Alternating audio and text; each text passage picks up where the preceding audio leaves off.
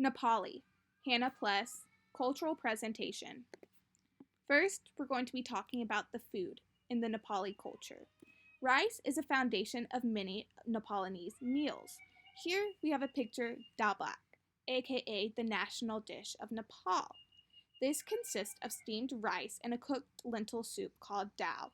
It is a staple food in countries like this. We also have momo, which is a very popular dish not only in Nepal, but in America as well. It's dumplings that consist of some sort of meat or vegetables. Nepalese food is similar to Indian food, but healthier, as they do not use creams and rarely use sugars in their curry. They also have a small population of Buddhists who believe in do not kill, which has increased vegetarians and vegetarian dishes in Nepal.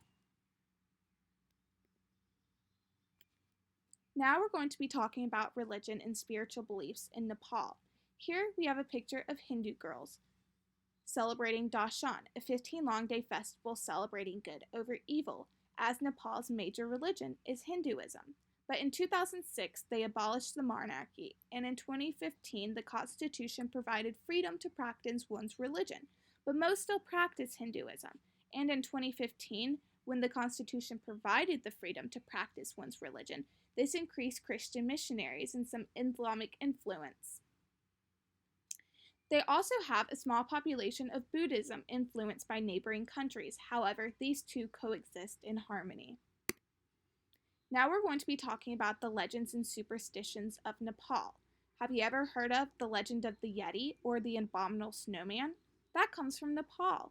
Now we're going to be talking about one that still has present-day Kathmandu Valley. The legend of Kathmandu Valley, it was once a lake. God Manjari from Tibet once saw a bright flame coming out of a lotus. He struck it with his sword of wisdom and all the water drained into the gorge, thus creating Kathmandu Valley, right here, seen present day. They also have 3 common superstitions. Don't cut your nails at night, don't whistle in the house, and don't comb your hair at night. I've read that these stem from when electricity did not exist and they didn't have lamps to light their houses at night. So it would be dangerous to cut your nails at night. For as don't whistle in your house and don't comb your hair at night, I couldn't find anything. Now we're going to be talking about gender roles in Nepal. The sex and gender roles in Nepal vary with context, caste system, ethnic groups, religion, and of course socioeconomic class, but for the most part women are suppressed.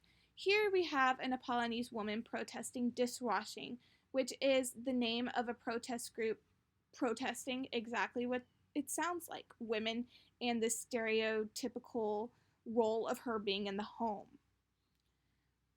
This, of course, is not for every woman in Nepal, but there is definitely a son preference and dowry system since most are Hindu, and women do receive little rights compared to men. And in the culture of Nepal, men are seen as the head of the household in most families with great respect for their elders. Here we have a picture of a man that works in the traditional agricultural system, as 70% of men in Nepal work in. So that leaves the 30% women working at home to take care of the families, but we're hoping to cut that gender gap, or those gender roles, should I say, of the women always being in the household. How the culture of Nepal has changed over time. Nepal is one of the poorest and least developed countries in the world.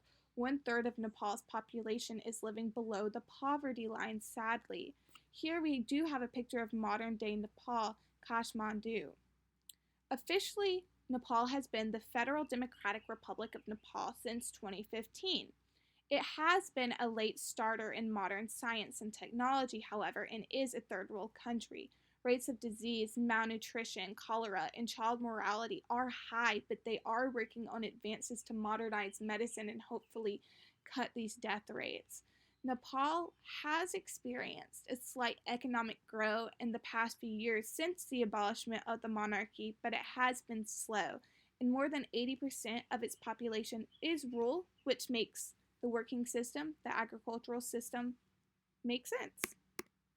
I hope you enjoyed my presentation about Nepal and maybe learned something new. I enjoyed doing this, and I hope you have a great day.